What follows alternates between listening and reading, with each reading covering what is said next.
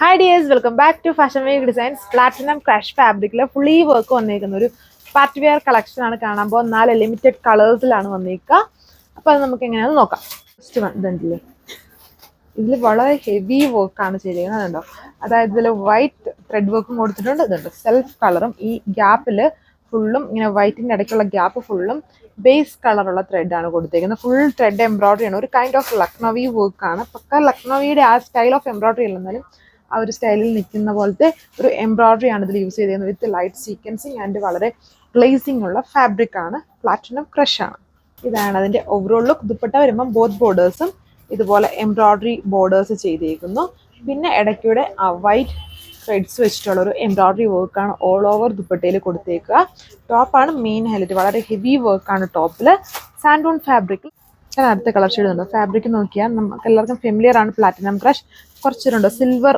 ഈ ഒരു കളർ ആയതുകൊണ്ട് അത്രയും കാണത്തില്ലായിരിക്കും. ഇങ്ങനെ സിൽവർ ഗ്ലോസി ഫിനിഷ് ആണ് ഈ ഫാബ്രിക്കിൽ വന്നത്. ലൈറ്റ് ക്രഷ്ഡ് ഫോം, വളരെ ഹെവി സെൽഫ് കളറും ഈ ഒരു ഓഫ് വൈറ്റ് പോലെ നിൽക്കുന്ന കളർ ഷീറ്റിലുമാണ് എംബ്രോയിഡറി.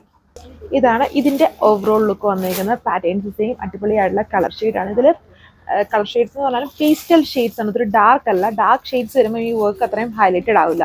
ഇങ്ങനെയുള്ള വർക്ക് എപ്പോഴും നല്ലത് ലൈറ്റ് കളർ ഷെയ്ഡ്സിലാണ്. അതുകൊണ്ടാണ് സെൽഫ് കളർ എംബ്രോയിഡറി എല്ലാം തന്നെ ലൈറ്റ് ആയിട്ട് നിൽക്കുന്ന ഷെയ്ഡ്സിൽ വന്നത്. അതുപോലെ ഒരു പാറ്റേൺ ആണിത്. വൈറ്റും സെൽഫ് കളറിലുമാണ് വർക്ക് വന്നേക്കുക. അതിൻ്റെ അടുത്ത കളർ ഷെയ്ഡ് വന്നേക്കുന്നത് വളരെ പ്രീമിയം ആയിട്ട് നിൽക്കുന്ന ഫാബ്രിക് ആണ്. അതിൻ്റെ യൂഷ്വലി കാണുന്നത് കുറച്ചുകൂടെ ഹെവി ആയിട്ടുള്ള വർക്കാണ്. ബോത്ത് ബോർഡേഴ്സ് ഇതൊക്കെ ഫംഗ്ഷൻ വെയർ ആയിട്ട് യൂസ് ചെയ്യാൻ നല്ല ഒരു ലുക്കായിരിക്കും. ഇത് ഇട്ടൊക്കെ കാണാൻ വേണ്ടി ഇങ്ങനെ കാണുന്നില്ല. അത് ലൈനിങ് ഒക്കെ വെച്ച് സ്റ്റിച്ച് ചെയ്താലേ നമുക്ക് ഇതിനൊക്കെ കുറച്ചും കൂടെ ഒരു അട്രാക്ഷൻ തോന്നുള്ളൂ ഈ ഒരു ഡിസൈനിൽ.